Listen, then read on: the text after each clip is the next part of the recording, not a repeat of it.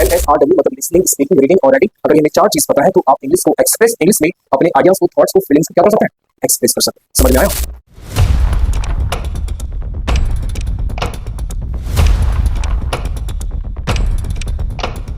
चलिए, तो आज जो हम स्टार्ट करने वाले हैं इंग्लिश के लिए और इंग्लिश स्पेशल बैच स्टार्ट करेंगे।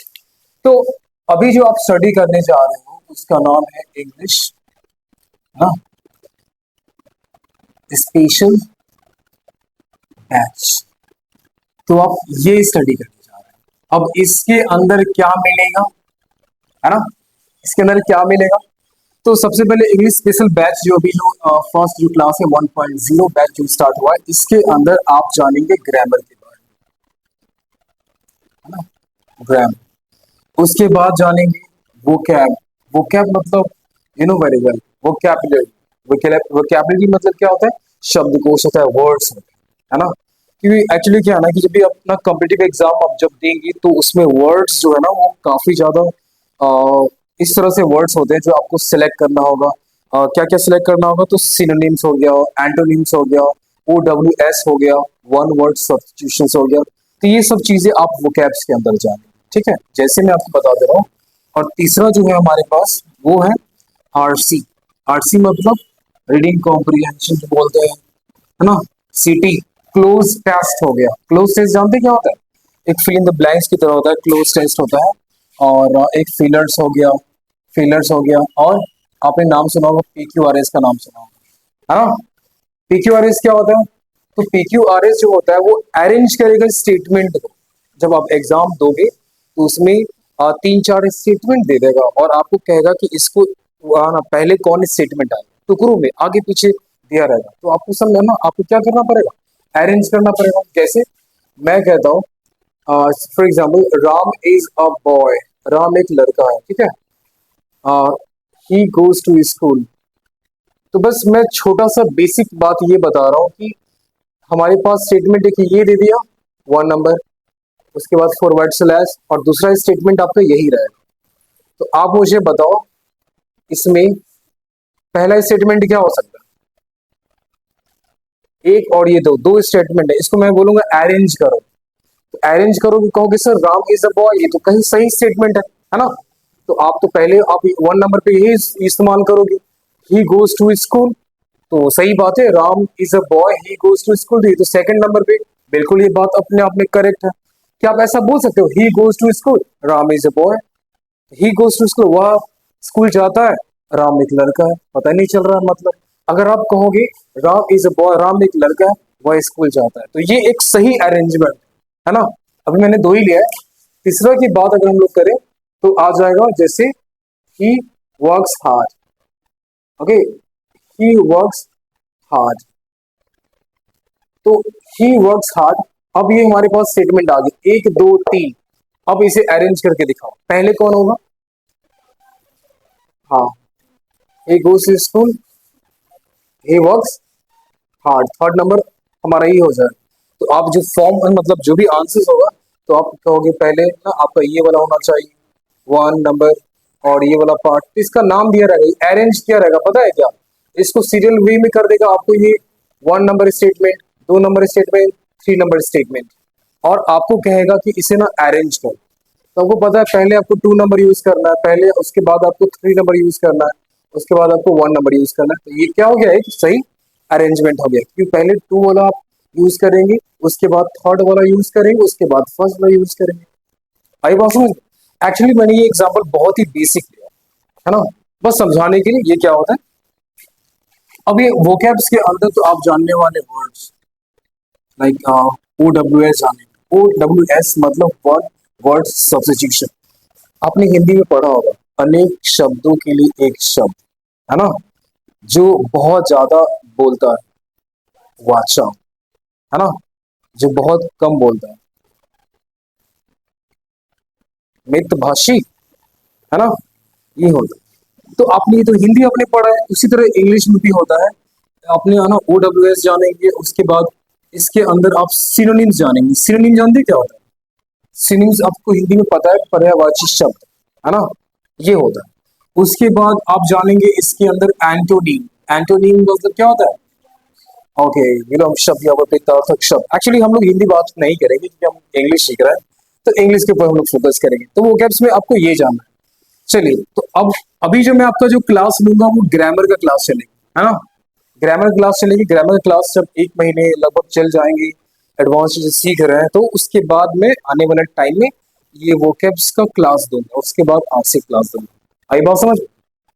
तो अभी हम लोग इसके ऊपर बात करेंगे।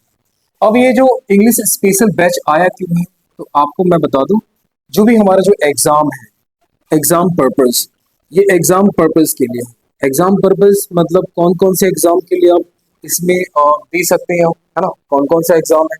तो अगर मैं आपको बता दूं, इसके अंदर बात करें तो कोई भी जो स्टेट लेवल एग्जाम हो गया, ठीक है, जैसे मैं एसएससी हो गया, या बैंक बैंक लेवल एग्जाम हो गया, एसएससी हो गया, या बैंक हो गया, या स्टेट गवर्नमेंट एग्जाम हो गया, तो इन सबों के लिए हम लोग क्या करेंगे, यूज करेंगे। तो ये तो हो गया। उसके बाद देखो इंग्लिश और भी बड़े बड़े जो भी एग्जाम वगैरह होता है उसमें आते हैं। तो आपके क्या है ना कि इंग्लिश स्पेशल बैच जो है, ये जो क्लासेस में जो भी चलेंगी, तो इसमें ओवरऑल सारे एग्जाम के लिए पर्पज होगा, ठीक है। ऐसा नहीं कि हाँ कि सर ने पढ़ा है कि एसएससी जो एग्जाम है उसका अलग, और गवर्नमेंट सॉरी बैंकिंग है उसका अलग, और तीसरे वाले का अलग, ऐसा नहीं, ठीक है। एक बार पढ़ना है, ठीक है, और बेहतरीन ढंग से पढ़ना है कि दोबारा पढ़ना ना पड़े। आई बात समझ। तो ये इसलिए स्पेशली कितनी भी एग्जाम है इंग्लिश, जिसमें इंग्लिश पूछता हो वो कवर हो जाएगा, ठीक है। जितने भी एग्जाम है उसमें इंग्लिश ये कवर हो जाएगा। अब एक चीज और बताइए, अब ये तो बात हो गई exam purpose, SSC bank seat government जो भी एग्जाम है उसके लिए इस्तेमाल करेंगे, तो ये तो समझ में उम्मीद करते हैं ये बात आ गई होगी, है ना। तो अभी जो मैं बताने जा रहा हूँ, बेसिक्स ऑफ इंग्लिश, ठीक है। तो बेसिक्स ऑफ इंग्लिश में मैं सबसे पहले आपको पढ़ाऊंगा वर्ड। क्या होता है, वर्ड बताऊंगा। तो अब ये जो वर्ड हमारे पास जो दिखाई दे रहा है, ये वर्ड क्या होता है। तो आप इस वर्ड को क्या बोलेंगे, तो कहेंगे a meaningful unit of words, a meaningful unit of letters. चलिए, तो a meaningful unit of letters, तो वर्ड हम लोग उसे कहते हैं जो एक मीनिंगफुल यूनिट होगा। यूनिट का मतलब समझते हैं क्या होता है, एक छोटा सा खंड, एक टुकड़ा होता है, एक पार्ट होता है ना। और लेटर्स का मतलब क्या होता है, आप जानते हो, अक्षर होता है। मीनिंगफुल का मतलब क्या होता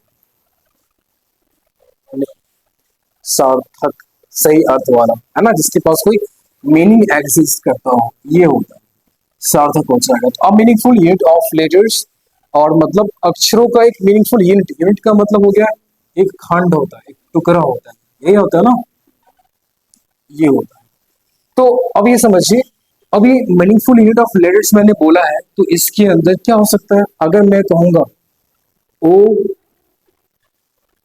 डब्ल्यू सी, तो ये ग्रुप ऑफ लेटर्स तो है, 1 2 3 लेटर है इसके अंदर। क्या ये ग्रुप ऑफ लेटर मीनिंगफुल है क्या, है ही नहीं मीनिंगफुल। चलो नेक्स्ट आएंगे, और उसके बाद में ATE8, क्या मीनिंगफुल है, नहीं, है ही नहीं मीनिंग इसके अंदर, कोई नाउन बन ही नहीं रहा इसके अंदर।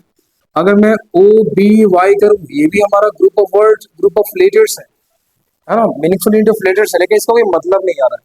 अगर आप इसी को मीनिंगफुल बनाने के लिए आप इसे अरेंज करो, COW, तो क्या बन जाएगा, क्या होती है, मीनिंगफुल है, ये मीनिंगफुल लेटर्स का यूनिट है, और ये हमारा क्या हो जाएगा, एक वर्ड हो जाएगा, बराबर, स्मार्ट। अगर मैं इसी को आगे पीछे करूं, तो आपको अगर TEA बना लोगे, टी टी मतलब होता है चाय, और ये मीनिंगफुल है, और ये बन जाएगा BOY, बॉय मीन्स क्या हो जाएगा, बॉय मीन्स लड़का, ये भी हमारा एक मीनिंगफुल यूनिट हो जाएगा। ये बात समझ में आ रही है ना। चलिए, अब हम आगे बात करेंगे, आगे क्या है। तो आगे की बात करें तो सबसे पहले अभी जो इंग्लिश वाला जो पार्ट है, तो अब हम जानेंगे कि वर्ड तो आपने समझ लिया, वर्ड क्या होता है। अब इंग्लिश के बारे में थोड़ा समझ लीजिए कि इंग्लिश है क्या। तो वर्ड तो आपको ये समझ में आ गया, वर्ड क्या होता है। अब हम लोग जानेंगे इंग्लिश के बारे में। अभी इंग्लिश क्या होता है ये डन करेंगे। तो सबसे पहले हम लोग बात करते हैं इंग्लिश का। तो इंग्लिश में ये इंग्लिश क्या होता है, तो आप कहोगे सर इंग्लिश तो एक तरह का लैंग्वेज है, एक तरह का भाषा है ना। इंग्लिश क्या है, एक तरह का, इंग्लिश एक तरह का लैंग्वेज है, और लैंग्वेज है, भाषा है, और भाषा का काम क्या होता है, लैंग्वेज का काम क्या होता है बताइए। हम लैंग्वेज इज अ मीडियम, है ना, जिसके जरिए हम अपने थॉट्स को, अपने फीलिंग्स को, अपने आइडियाज को शेयर करते हैं। अगर एक बात बताइए, अगर आपके पास लैंग्वेज होगा ही नहीं तो आपको क्या चाहिए क्या नहीं चाहिए मुझे कैसे पता है? नहीं बता पाए। अभी मैं कुछ भी अगर आपको बोल रहा हूँ, आपको मैं एक्सप्रेस कर रहा हूँ, कुछ भी मैं अगर बता रहा हूँ तो उस लैंग्वेज की मदद से बता रहा हूँ। अगर लैंग्वेज रहेगा ही नहीं तो हम लोग एक्सप्रेस नहीं कर सकते। तो हम लोग बोल सकते हैं क्या, इंग्लिश इज अ, ये क्या होता है तो आप समझ लो, is a, English is a language. क्या हो जाएगा? English is a language through which, जिसके जरिए वी एक्सप्रेस, हम लोग एक्सप्रेस करते हैं। एक्सप्रेस करना मतलब जताना, है ना, एक्सप्रेस करते हैं। क्या एक्सप्रेस करते हैं? तो कहोगे सर आइडियाज को, थॉट्स को, ओके, और फीलिंग्स को, ये इस चीजों को आप एक्सप्रेस करते हैं। ठीक है, और ईटीसी में डाल दे रहा हूं। अब आएंगे तो अभी आपने समझा कि इंग्लिश एक तरह का लैंग्वेज है जिसके जरिए हम अपने आइडियाज को, थॉट्स को, फीलिंग्स को शेयर करते हैं, है ना, और एटसेट्रा। लेकिन एक्सप्रेस करने के लिए इंग्लिश में हमें क्या चाहिए? इंग्लिश में एक्सप्रेस करने के चाहिए एल, एस, आर और डब्ल्यू। ये चीज हमें चाहिए। एल का मतलब होता है लिसनिंग। क्या हो जाएगा? लिसनिंग। आपको सुनने का भी तो टेंडेंसी होना चाहिए। आप सुनकर नहीं समझ रहे हैं तो कैसे आप इंग्लिश समझेंगे या बोल पाएंगे? What if. एस मतलब क्या होता है? स्पीकिंग। अगर आप बोल नहीं पाएंगे तो कैसे इंग्लिश को एक्सप्रेस कर पाएंगे, है ना। आर मतलब क्या होता है? रीडिंग, रनिंग, दौड़ना। इंग्लिश में दौड़ते क्या हम लोग? कोई बात नहीं, रीडिंग हो जाएगा। रीडिंग मीन्स पढ़ना होता है, ये भी हमें आना चाहिए। और डब्ल्यू का मतलब होता है राइटिंग, हो जाएगा। तो LSRW मतलब लिसनिंग, स्पीकिंग, रीडिंग और राइटिंग। अगर ये हमें चार चीज पता है तो आप इंग्लिश को एक्सप्रेस, इंग्लिश में अपने आइडियाज को, थॉट्स को, फीलिंग्स को क्या कर सकते हैं? एक्सप्रेस कर सकते हैं। समझ में आया? अब यहाँ देखिए, अब मैं जो बताना चाह रहा हूँ उसका नाम क्या है? Okay, English grammar. क्या है उसका? English grammar. इंग्लिश जो ग्रामर होता है वो क्या होता है, इस बात को समझ से। इंग्लिश ग्रामर के अंदर एक्चुअली ये है क्या? इंग्लिश ग्रामर जानते क्या होता है? आपने पढ़ा होगा हिंदी व्याकरण, पढ़ा ना आपने हिंदी व्याकरण? हिंदी व्याकरण क्या होता है? शुद्ध शुद्ध लिखना, बोलना, पढ़ना सीखते हैं। एक ऐसी शास्त्र, आपने शायद यही पढ़ा होगा ग्रामर।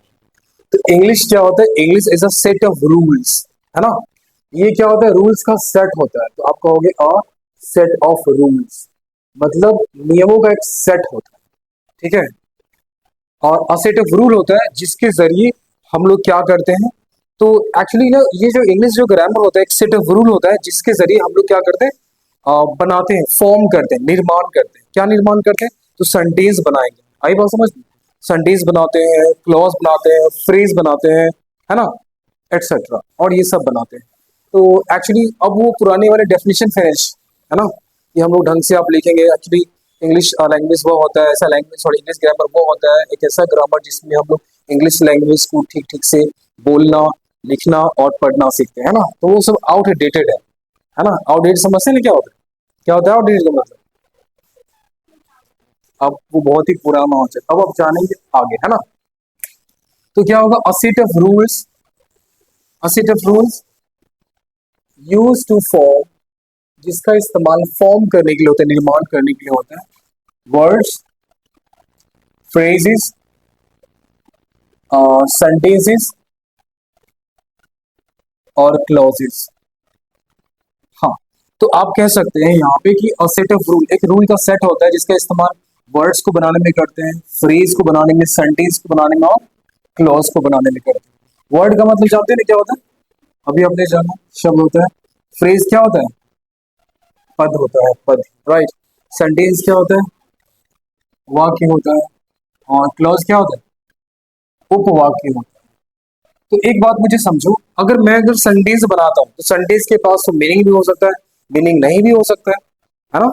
अगर मैं बोलता हूँ यहाँ पे अ बॉय राम इज, तो कहोगे सर ये तो सेंटेंस तो आपने बना दिया, लेकिन इसके पास मीनिंग है क्या? मीनिंग है नहीं। अ बॉय राम इज, सर ये आपने क्या बोल दिया, राइट। आप कहते राम इज अ बॉय, अगर कहते तो ये मीनिंगफुल होता है ना। नेक्स्ट, नमन बॉय इज, तो आपने ये भी तो बनाया, सेंटेंस बना दिया, लेकिन इसका तो कुछ मीनिंग ही नहीं आ रहा है। तो आप कह सकते हो कि a set of rules use to form, जिसका इस्तेमाल वर्ड्स को बनाने में करा जाता है, फ्रेज को बनाने में करा जाता है, राइट, और सेंटेंस को बनाने में करा जाता है, क्लोज को बनाने में कहा जाता है, इन अ मीनिंगफुल वे, किस फॉर्म में, इन अ मीनिंगफुल वे, मतलब एक सही मतलब में आपको क्या करना होगा, इस वर्ड्स को, फ्रेज को, सेंटेंस को, क्लॉज को बनाना होगा, तभी वो आपका ग्रामर होगा। आई बात समझ में? कोई दिक्कत इसमें नहीं, राइट, ये आ रहे हैं। चलो अब आगे डन करते हैं।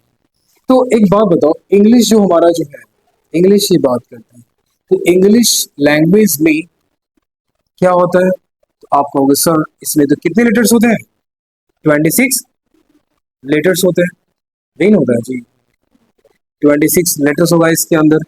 26 लेटर्स के अंदर आपके पास क्या होता है, वॉवेल्स होता है, वॉवेल्स होता है, वॉवेल्स, और ये क्या होता है, फैंटास्टिक आंसर्स, कॉन्सोनेंट, कॉन्सोनेंट्स हो जाता है, कॉन्सोनेंट होता है। वॉवेल कितने हैं, 5 हैं, और कॉन्सोनेंट कितने हैं, 21, है ना, बेसिक है ना, ए ई आई ओ, और कॉन्सोनेंट्स कितने होते हैं, तो इसको छोड़कर जो ना except, except A E I O U, except A E I U, मतलब ए ई आई यू को छोड़कर, एक्सेप्ट मतलब क्या होता है, छोड़कर, ये होता है। तो इसको छोड़ करके जो बचा वो आपका कॉन्सोनेंट्स होता है। आई बात समझ में? चलिए, लेकिन मैं आपको अगर बताऊं तो इसके अंदर, है ना, ये समझ में आ गया। अब इसके अंदर क्या होता है ना, साउंड होता है, क्या होता है इसके अंदर, साउंड, कितना साउंड होता है, तो 44 साउंड, कितने साउंड होते हैं, 44 साउंड। आपने ये साउंड के बारे में सुना है, नहीं सुना पहले कभी? तो आपको सर 26 इंग्लिश में लेटर है, वॉवेल्स और कॉन्सोनेंट्स, लेकिन साउंड 44 है, साउंड 44 आता है। आपको सर साउंड का मतलब मुझे समझ नहीं आ रहा है ना। जैसे, जैसे अगर मैं यूज करता हूं CIRCLE,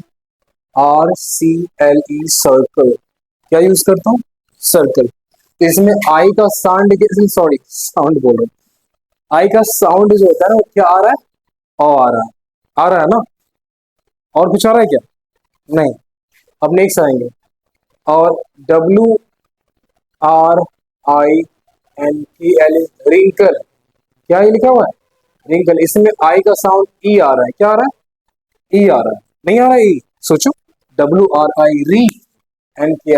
रिंकल, रिंकल आ रहा है, WRINKL, तो आई का साउंड ई आ रहा है, और यहाँ पे आई का साउंड आ रहा है ना, और भी ढेर सारे साउंड आते हैं। तो कहने का मतलब क्या हुआ, लेटर आपका एक ही है, अब यहाँ पे दो दो साउंड आ रहा है, लेटर आपको एक ही रहेगा, तीन तीन साउंड आएगा, चार चार साउंड आएगा।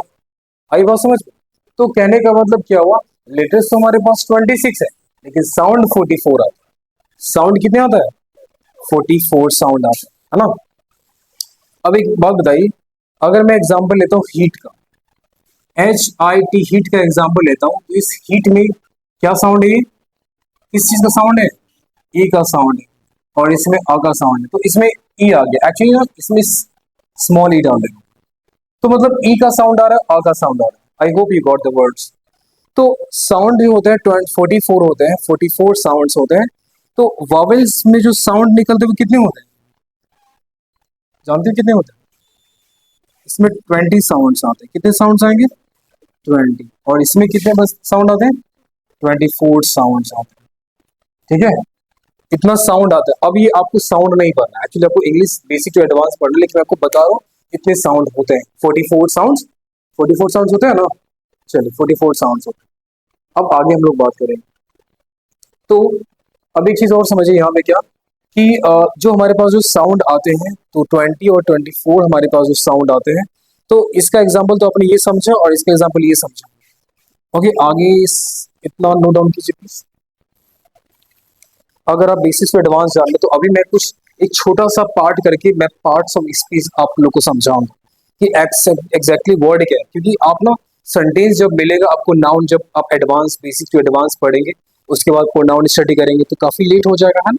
तो अभी मैं ब्रेक करके छोटा सा पार्ट में आपको मैं सारे पार्ट्स ऑफ स्पीच दो वर्ड्स में ही समझाने की कोशिश करता हूँ। अभी मैं बताऊंगा आपको और उससे समझ आपको आ जाए कि सेंटेंस के अंदर कौन सा पार्ट नाउन है या प्रोनाउन है, एडजेक्टिव या वर्ब। ठीक है, बेसिक। तो चलिए अब हम जो बात करने जा रहे हैं वो क्या है, उसका नाम है पार्ट्स ऑफ स्पीच। चलिए पार्ट्स ऑफ स्पीच, ठीक है। अब इस पार्ट्स ऑफ स्पीच के अंदर पहला क्या आता है, नाउन। इसके बाद वेरी नाइस, इसके बाद क्या होता है, एडजेक्टिव, वर्ब, एडवर्ब, प्रीपोजिशन,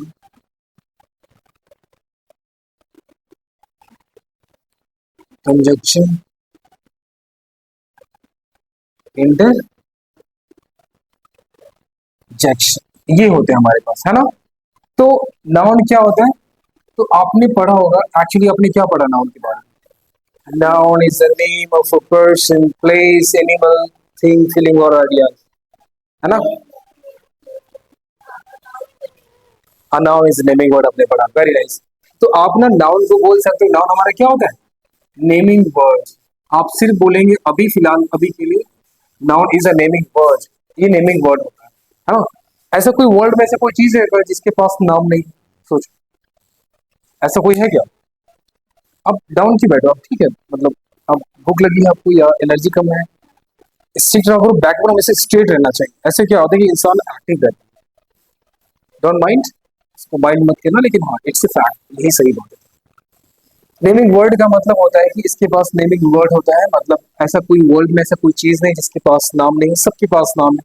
आपको सर मैं रास्ते में जा रहा था ना, तो मैंने एक बड़ा सा चीज देखा मैंने, उसका नाम नहीं था, तो आप चीज तो बोल रहे हो ना, चीज यानी थिंग्स, इंग्लिश में क्या बोलेंगे, थिंग्स, तो यानी ऑब्जेक्ट, तो आप तो ऑब्जेक्ट बोल ही रहे हो, तो ऑब्जेक्ट तो नाउन में आ गया।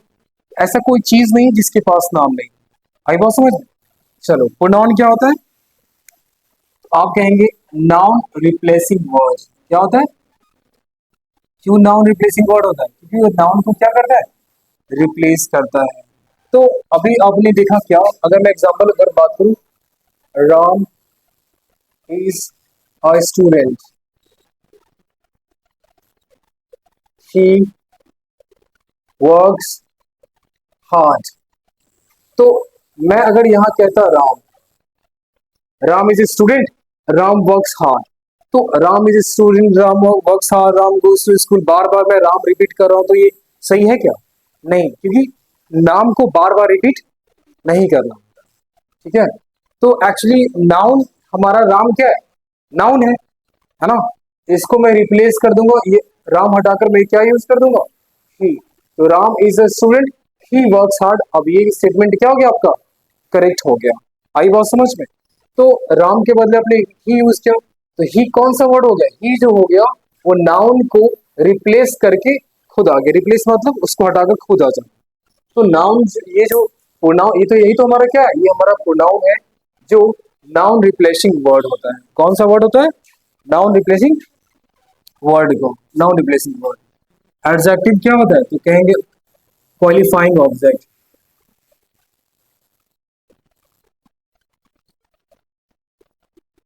Qualifying word. तो एडजेक्टिव जो हमारे पास है उसका नाम है qualifying word. Okay, qualifying word क्या होता है, जो चीजों को क्वालिफाई करेगा। क्वालिफाई मतलब क्या बताएगा, क्वालिटी बताएगा, क्या बताएगा, क्वालिटी। तो एक्चुअली ना क्या होता है, तो लेकिन ये क्वालिफाइंग वर्ड है, तो किसको क्वालिफाई करेगा, क्वालिफाइंग वर्ड जो है यहाँ, तो ये नाउन को या प्रोनाउन को क्वालिफाई करेगा। तो अभी आपने जाना कि एडजेक्टिव जो होता है वो एक क्वालिफाइंग वर्ड होता है, क्वालिफाई करता है किसको, नाउन को करता है और प्रोनाउन को करता है। जैसे मैं कहता हूँ क्या, ओके, नाम क्या है तुम्हारा, रानी, वेरी नाइस। एग्जाम्पल की बात करें, रानी इज ब्यूटीफुल, मैं अगर ये बात कहता हूँ, ठीक है, ये सेंटेंस है, सही भी बात है, रानी इज ब्यूटीफुल। तो ये बताओ, ये जो ब्यूटीफुल है कौन है, ये रानी, रानी क्या है, नाउन, है ना। तो इस नाउन को क्वालिफाई कौन कर रहा है? ये ब्यूटीफुल कर रहा है। ये तो क्वालिफाइंग वर्ड हो गया। किसको क्वालिफाई किया?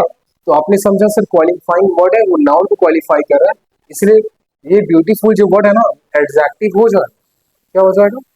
एडजेक्टिव हो जाए। उसके बाद हम बात करें, अगर मैं कहूंगा ही इज स्मार्ट, वह स्मार्ट है, तो ये स्मार्ट कौन है? ही ही हमारा तो प्रोनाउन है ना। तो प्रोनाउन को क्वालिफाई कर रहा है स्मार्ट। ये जो प्रोनाउन है वो स्मार्ट है। स्मार्ट क्या कोई है क्या? या ही है ना। ही के बारे में संडे से बात की जा रही है। तो स्मार्ट जो है, ही इज स्मार्ट, स्मार्ट जो है ही को क्वालिफाई कर रहा है, प्रोनाउन को क्वालिफाई कर रहा है, इसलिए हमारे एडजेक्टिव हो गया। और आपने अभी यही तो जाना, अभी यही जाना कि क्वालिफाइंग वर्ड को ही एडजेक्टिव बोलते हैं। किसको क्वालिफाई करेगा? नाउन को या? तो मैंने दोनों बता दिया, एक नाउन को क्वालिफाई कर रहा है, प्रोनाउन को क्वालिफाई कर रहा है। समझ में आ गया? गुड। अब हम लोग बात करेंगे वर्ब क्या होता है। इसको बोलते हैं एक्शन वर्ड, है ना।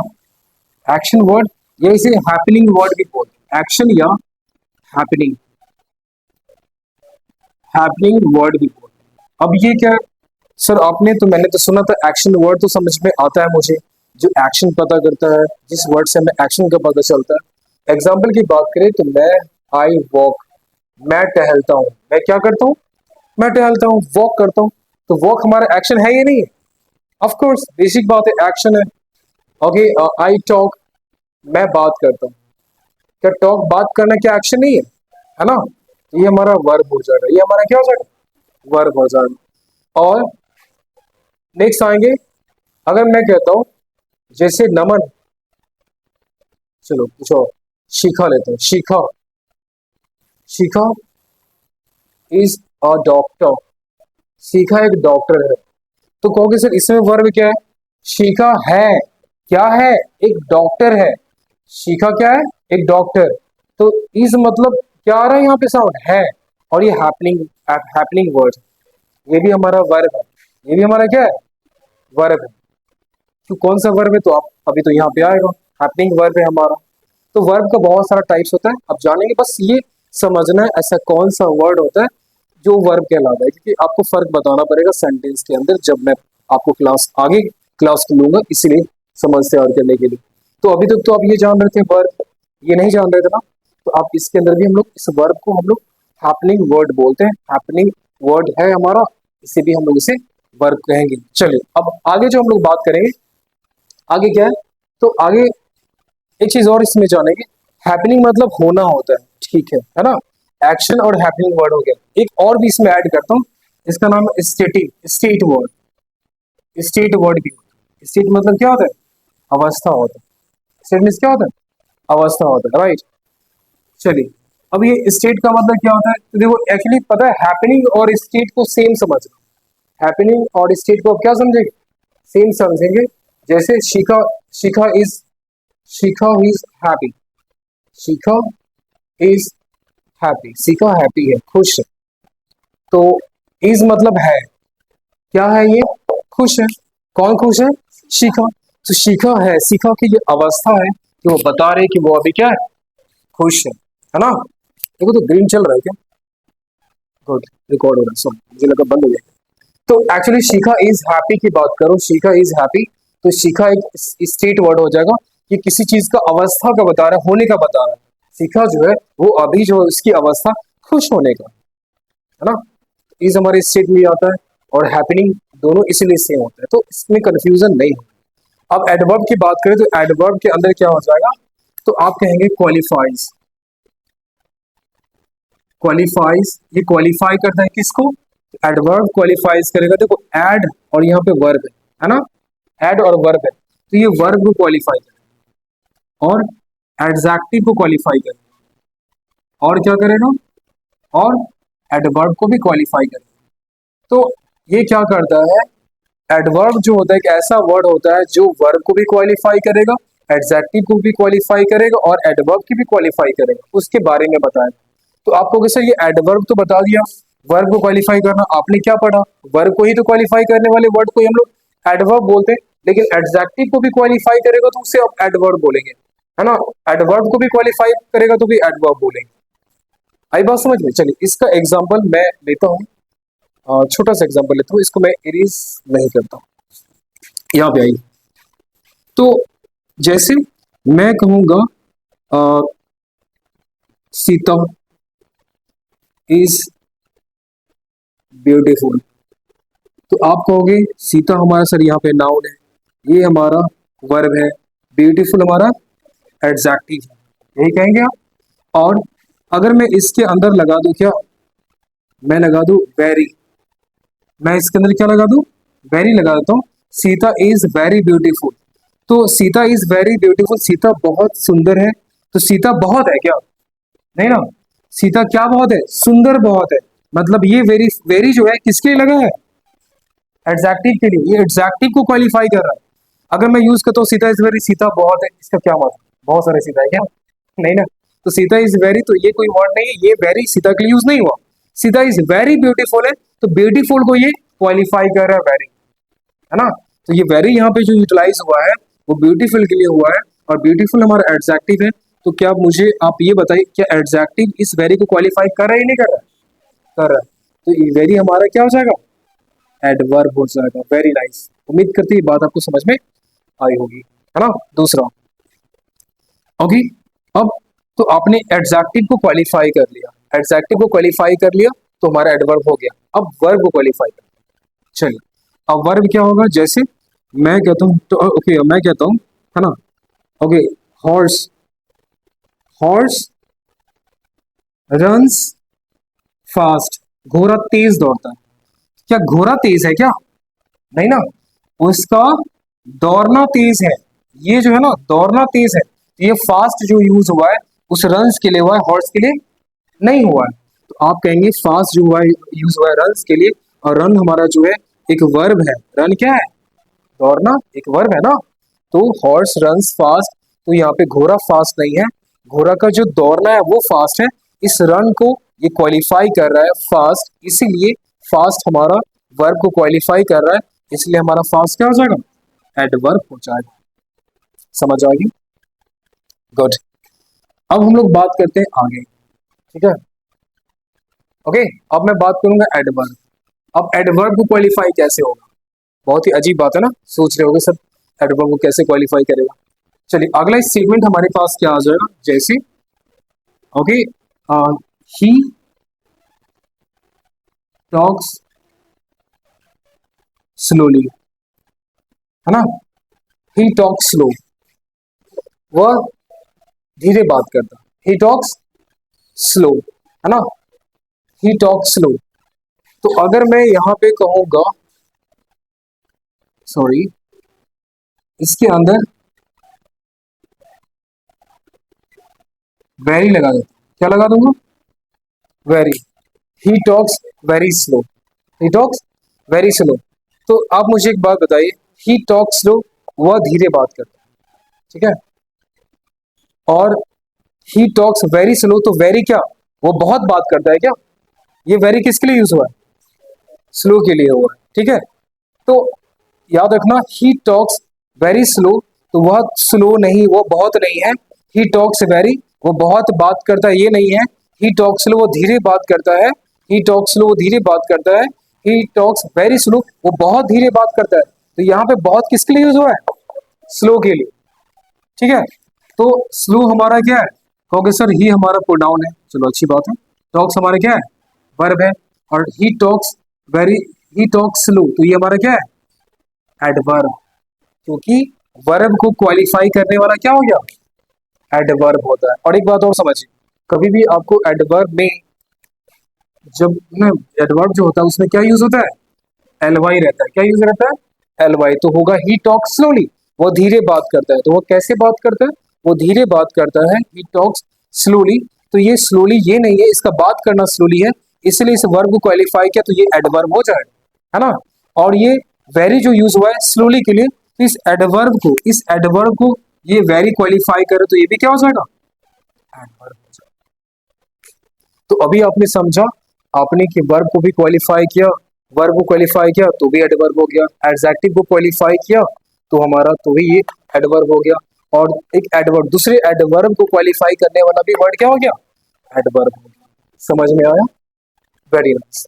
अब हम जो बात करने जा रहे हैं उसका नाम है प्रीपोजिशन। तो इसको कहते हैं रिलेटिंग वर्ड। क्या कहते हैं हम लोग? Relating word. मतलब रिलेटिंग का मतलब होता है, क्या होता है ना, रिलेट करना, किसी चीज को संबंध बताना, रिलेट करना। अगर मैं कहता हूं क्या, I sit the chair, I sit the chair में कहता हूं, तो मैं कुर्सी बैठता हूं, मैं कुर्सी बैठता हूं, ये कौन सा स्टेटमेंट है? ये तो रॉन्ग हो गया, है ना, ये तो गलत है। तो अगर मैं यहाँ पे यूज करता हूँ on, I seat on the chair, मैं कुर्सी पर बैठता हूँ, तो ये जो ऑन, जो आपको ये वर्ड दिखाई दे रहा होगा, ये सीट का और आई का, ये द चेयर का, बीच में क्या बता रहा है? रिलेशन बता रहा है। अगर ये रिलेशन ना होता तो हमारा ये सेंटेंस इनकम्प्लीट होता। तो I sit on the chair, मैं जो हूँ, कुर्सी है ना, और मेरा बैठना जो है, तो मैं कुर्सी और बैठना तीनों को कनेक्ट कर रहा है, किस, कौन? ऑन कर रहा है। तो मैं कुर्सी पर बैठता हूँ, तो ये तो बात रिलेट कर रहा है कि ऑन यहाँ अगर नहीं होता है तो ये स्टेटमेंट रॉन्ग हो जाएगा। और ऑन का काम इस आई सीट और चेयर के तीनों के वर्ड्स के बीच में रिलेशन को बताया है। तीनों वर्ड्स के बीच में क्या बताया? रिलेशन। आई हमारा पीआर प्रोनाउन है, सीट हमारा वर्ब है, चेयर हमारा नाउन है ना? आई बात समझ में? और ऑन हमारा क्या है? प्रीपोजिशन है। और ये अक्सर नाउन के पहले यूज होता है। प्रीपोजिशन किसके पहले यूज होता है? नाउन के पहले। इस बात को हमेशा याद रखना। तो इस ब्रैकेट में एक छोटी सी पार्ट को मैं बता रहा हूँ, ये प्रीपोजिशन जो होता है वो नाउन के पहले यूज करा जाता है। कोई डाउट? नहीं। Very nice. अब आएंगे कंजक्शन क्या होता है। तो कंजक्शन को कहेंगे क्या? Conjunction, connecting words. क्या नाम है इसका? Connecting words. तो कनेक्टिंग वर्ड्स क्या होता है जानते हैं? जोड़ने वाला वर्ड्स को कनेक्टिंग वर्ड्स बोलते हैं, और कंजंक्शन हमारा यही होता है। आप कहोगे सर इसमें एग्जाम्पल क्या आ जाएगा, तो कहोगे एंड, और हो जाएगा, है ना, एंड हो जाएगा, और हो जाएगा, बट हो जाएगा, ये सब सारे क्या है? Connecting words. अगर मैं कहूँ एक बात, okay, Ram is a student, Ram works hard, है ना, तो मैं इन दोनों को जोड़ता हूँ, तो कहूंगा Ram is a student and he works hard, please come in. आइए बैठ जाइए। आई बात समझ में? कुछ कहना चाहेंगे? नहीं। गुड। तो ये हमारे जो है कनेक्टिंग वर्ड्स। आप ऐड करना चाहे तो ऐड कर सकते हैं, जैसे मैं यहाँ बताना चाह रहा हूँ, जैसे जैसे कि Ram is a boy, Ram is a student, please come in, student. इन दोनों को मैं कनेक्ट करूंगा, जोड़ूंगा, तो क्या करूंगा मैं? तो मैं इसको बना दूंगा Ram is a boy and a student. क्या ये सही है? नहीं, सही नहीं, है ना। सही क्यों नहीं है? क्योंकि इसके अंदर ए नहीं लगेगा। आई बात समझ में? आप जानोगे क्यों नहीं लगेगा, जब मैं आर्टिकल बताऊंगा तो जानेंगे, ठीक है। तो अभी ये समझिए, Ram is a boy and student, and student मतलब राम एक लड़का है और वही राम स्टूडेंट भी है।